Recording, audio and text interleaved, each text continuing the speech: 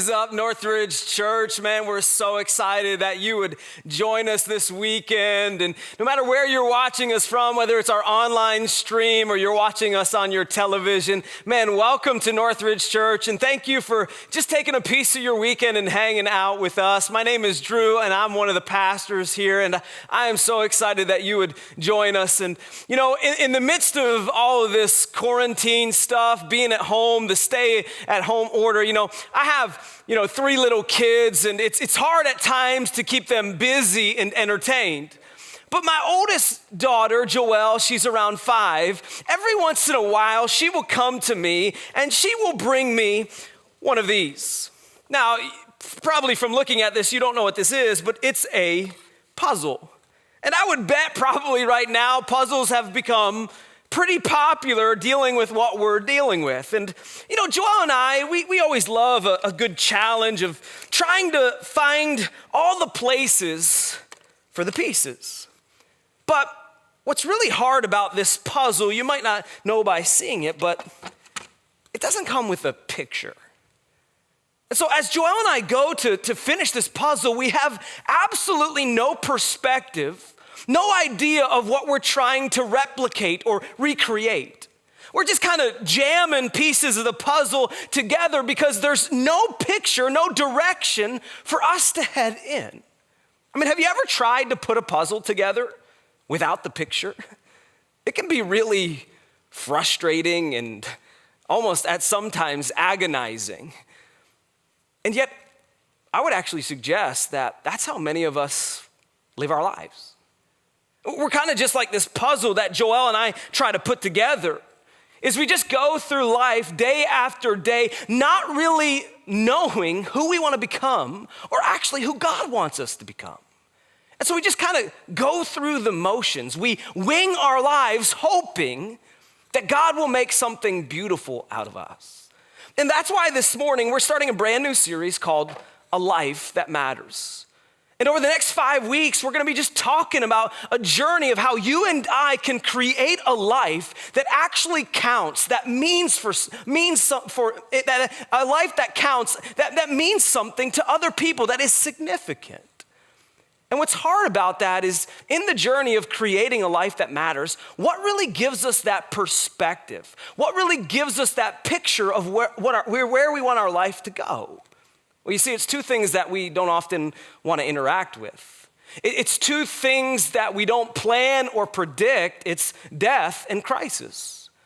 And what's amazing is even though we don't want to experience those things, even though we are right now, God uses these 2 things in our lives to really bring our life into focus. You see, death brings perspective and crisis brings clarity.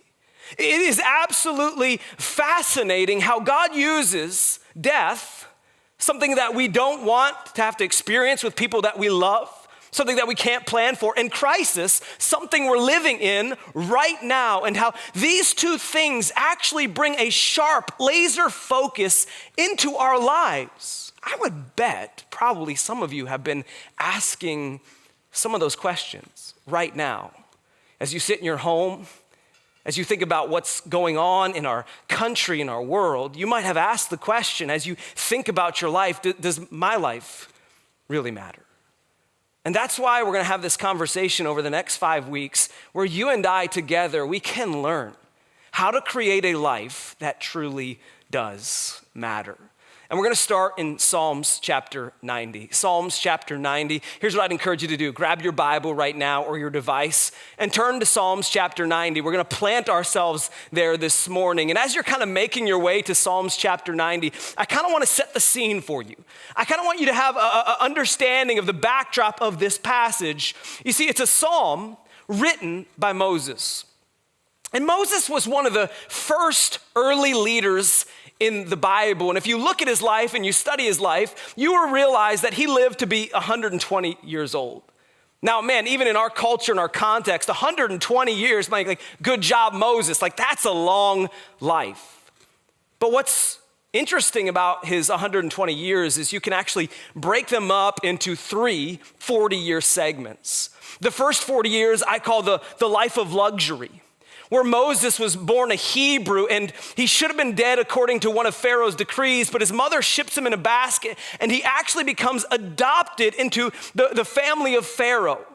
Every need he has is taken care of. He lives the life of luxury until one day he steps out of the palace and he sees an Egyptian guard beating a Hebrew servant. It bothers him, and he ends up killing the Egyptian guard and fleeing Egypt, where he steps into his second 40-year term. I call it the life of preparation, or the season of preparation, where God takes him from the life of luxury and makes him a shepherd. And as a shepherd, God prepares him and molds him and makes him into the man and the leader that he needed him to be. And one day as a shepherd, he's out in his fields and he sees this burning bush, and it's God speaking to him.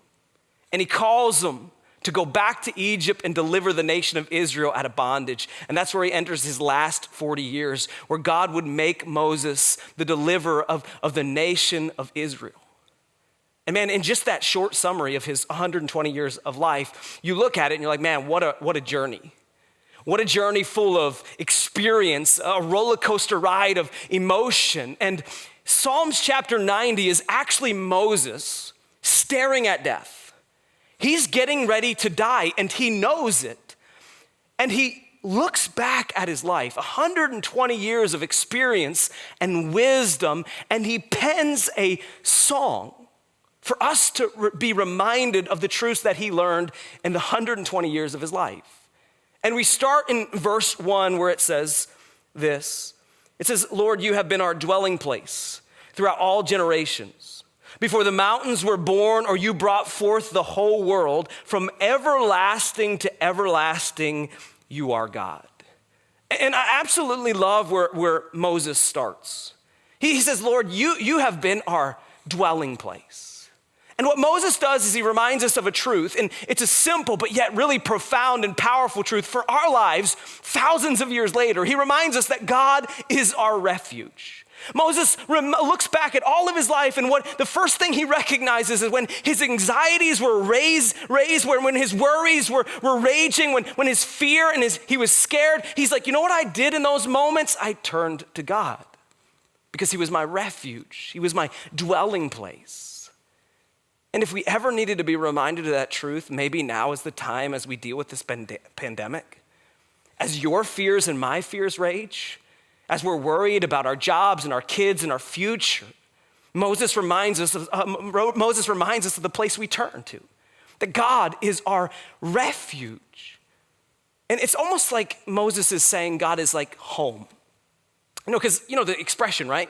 Like home is, there's no place like home. Home is where we feel comfort and stability and security. And it's almost like Moses is suggesting that God is that place for us. It's that place of security and comfort. I mean, have you ever been on like an extended work trip or vacation?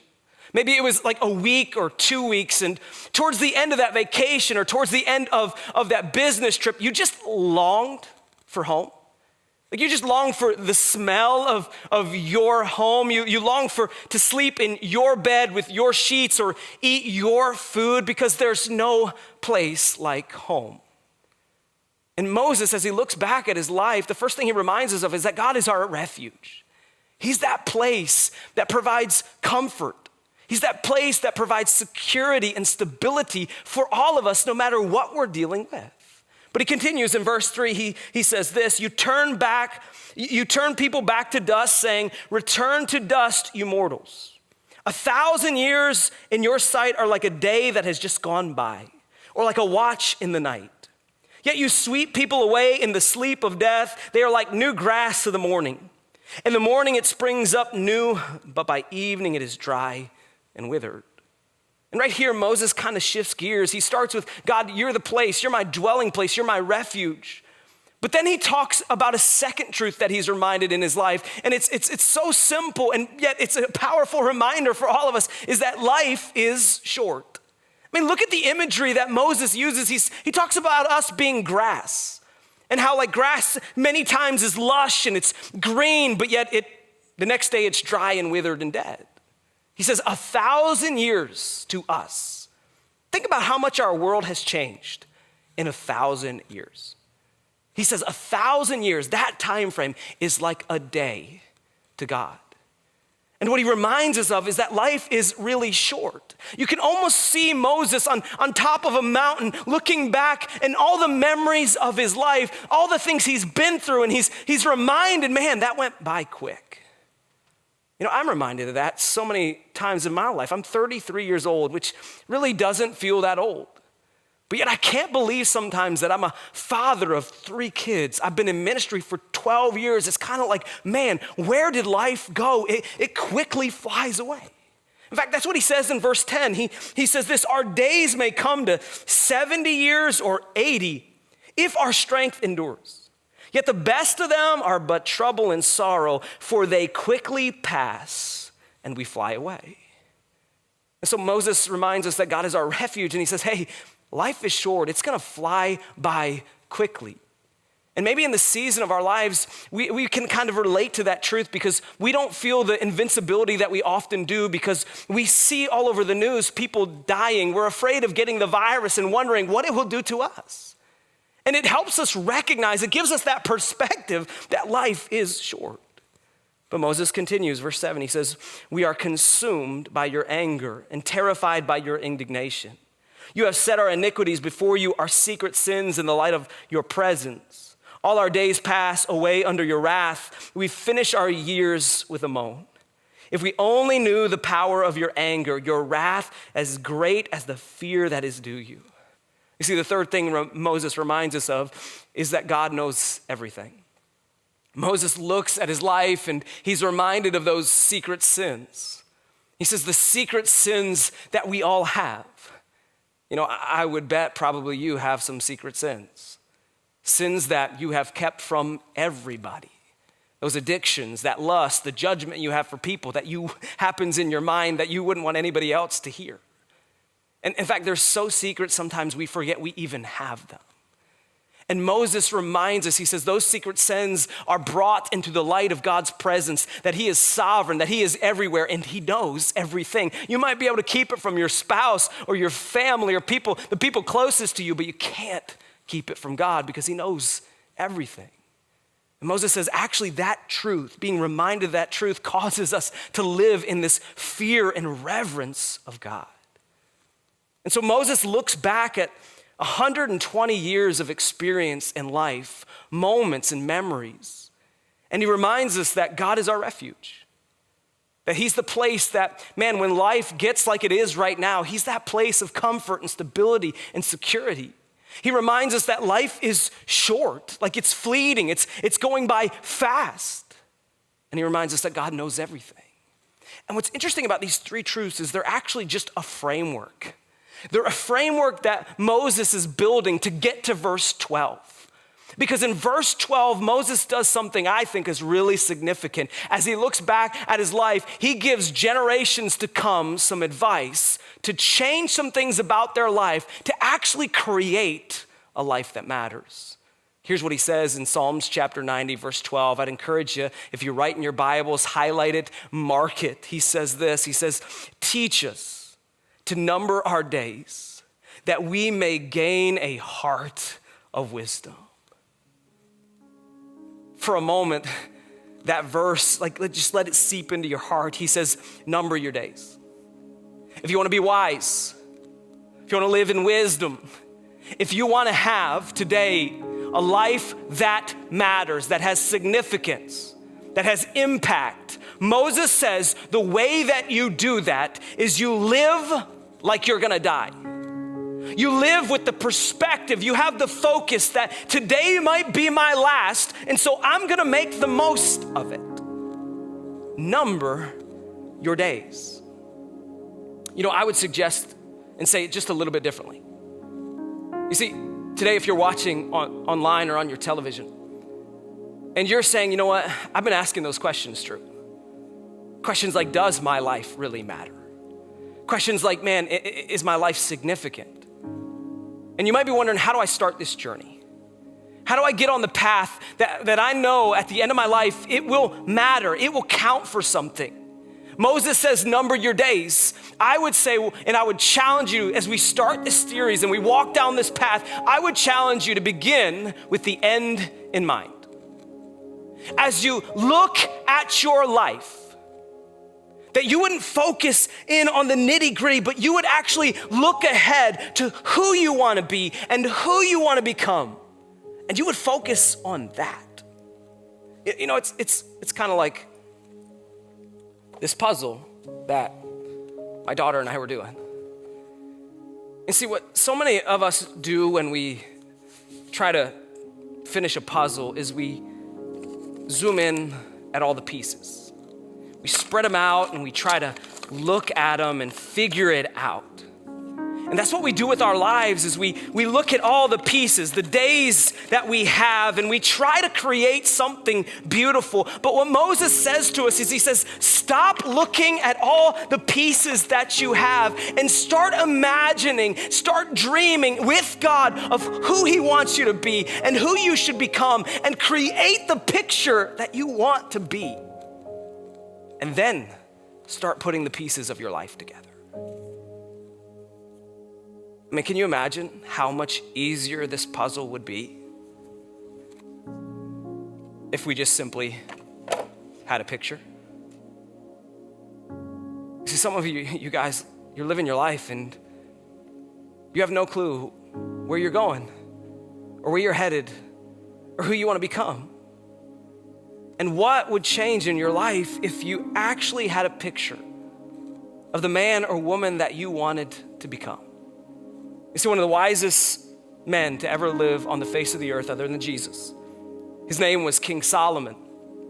And he says this, something very similar to Moses. He almost echoes Moses' words. He says this in Ecclesiastes chapter 7. He says, it is better to go to a house of mourning than to go to a house of feasting. For death is the destiny of everyone. The living should take this to heart. As you read what Solomon says, it's almost crazy.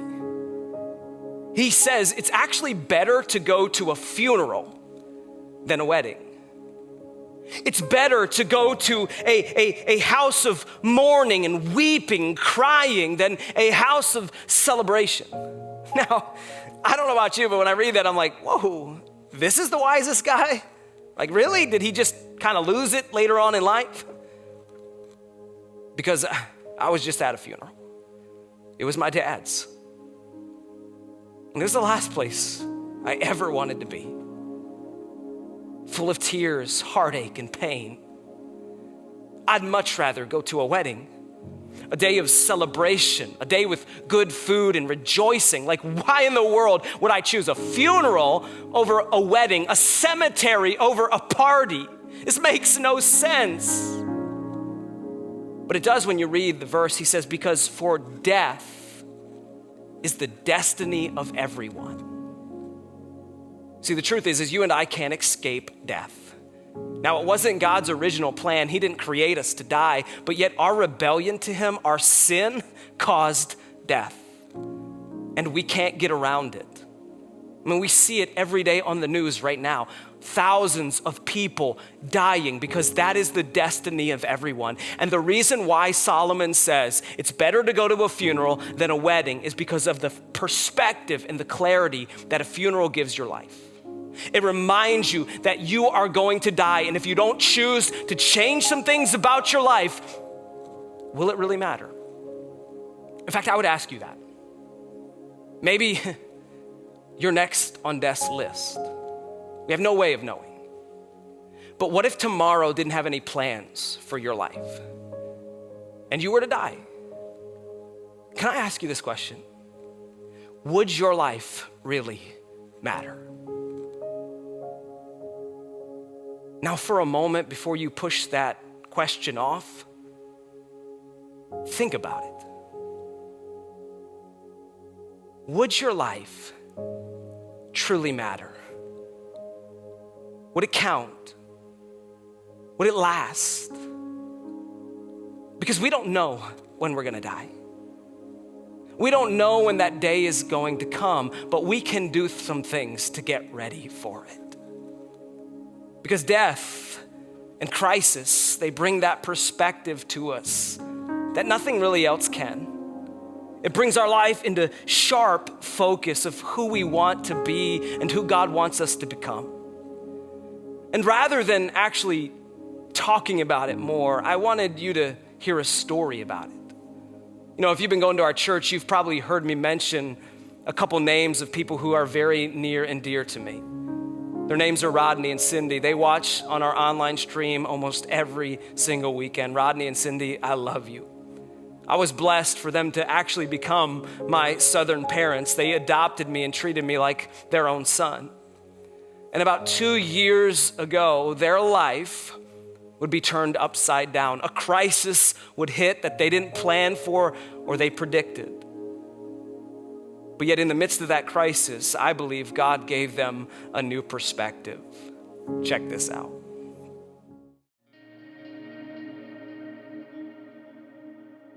July of 2018, I started experiencing some pains in the cheek area.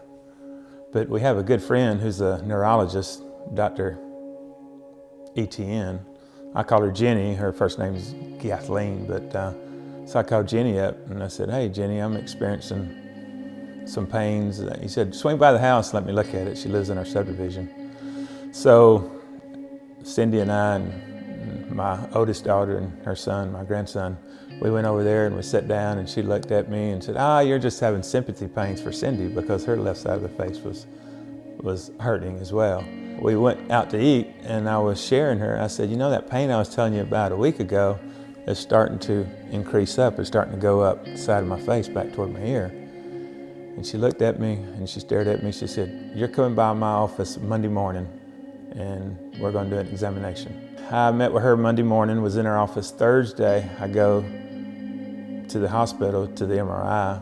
I thought everything was fine. Later on that day, Dr. ETN, Jenny, she calls me up at night. She was actually working late and it was, 8 or 9 o'clock. She called me, she goes, "Rodney," she goes, "the MRI showed some lesions around the top of your skull at the brain area." She said, "I'm going to actually refer you." She goes, "I don't know what's going on. It looks, there's some lesions up there. We're not sure, but we need a neurosurgeon to look at it and give us an opinion." But it was for someone who likes to be in control, and it was a real sobering moment to think, I'm not in control of this at all. This is completely different. So you can imagine, I went to the bed that night and slept a little bit, but just prayed a lot. Prayed, "Lord, what's in store, what's going to happen, I know you're in control," but it really tests your faith, if you will. But we go to see Dr. Metz, Dr. Jeff, and he schedules an MRI, and he sits in there and talks to me, and he gets the other MRI from Piedmont. And I said, "Is there a stage?" She goes, "From the activity," he said, "it's at least 3 or 4. I said, "Okay." So we got through the MRI, come out, and Cindy and I went to lunch afterwards, and Jeff calls me up and said, "Yeah, we found a tumor."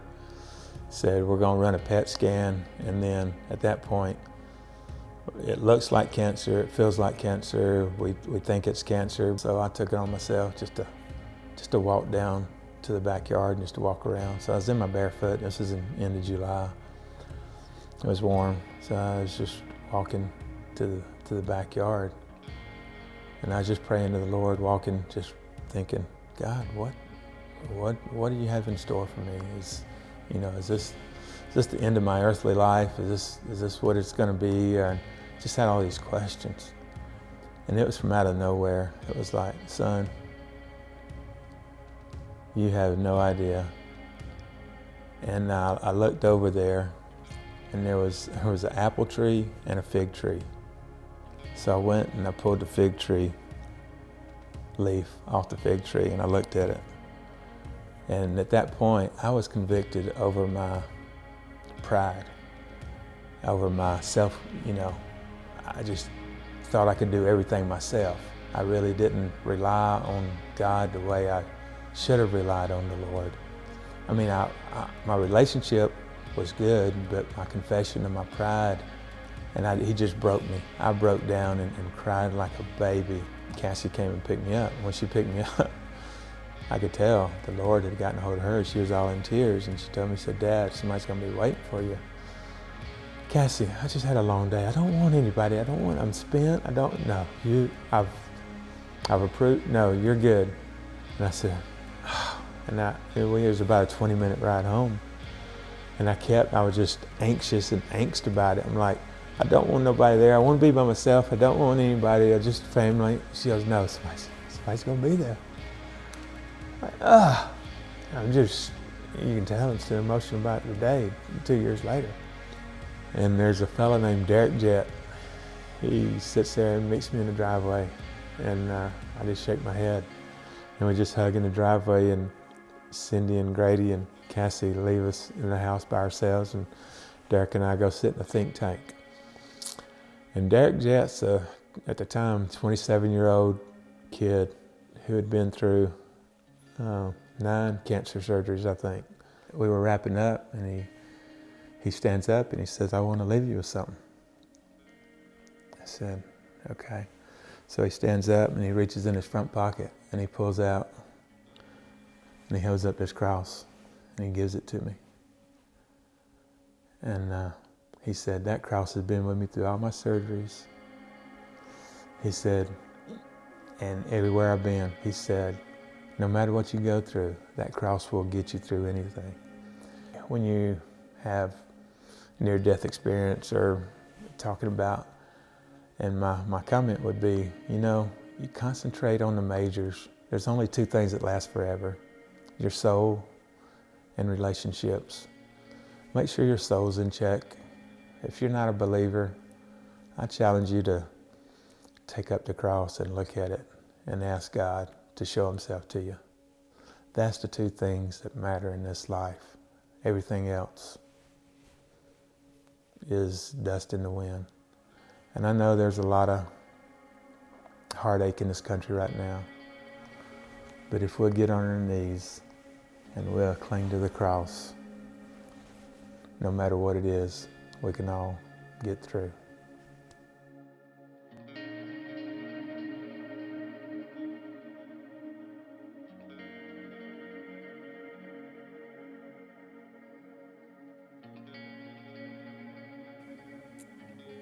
You might wonder, how does a man who has a brain tumor, inoperable, there's no medicine to take it away, how can he have that perspective?